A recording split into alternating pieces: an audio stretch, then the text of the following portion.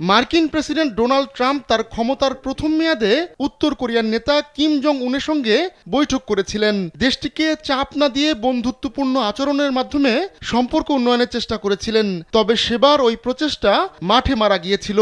এবার ক্ষমতার দ্বিতীয় মেয়াদে উল্টো কিমের কাছে কড়া শাসানি খেলেন ট্রাম্প।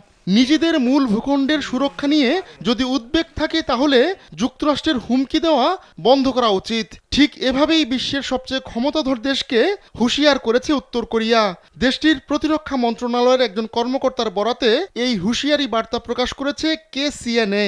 উত্তর কোরিয়ার রাষ্ট্রীয় এই সম্প্রচার মাধ্যম বলছে, যুক্তরাষ্ট্রের মূল ভূখণ্ডে আঘাত হানতে সক্ষম এমন আন্তঃমহাদেশীয় ব্যালিস্টিক মিসাইল রয়েছে পিয়ংইয়ং এর কাছে।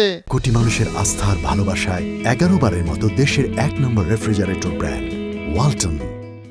দক্ষিণ কোরিয়ার সঙ্গে যুদ্ধ মহড়া নিয়েও সতর্ক করে দিয়েছে উত্তর কোরিয়া। পিয়ংইয়ং এর ভাষায় নিজেদের সার্বভৌমত্ব রক্ষায় উত্তর কোরিয়ার অধিকার রয়েছে।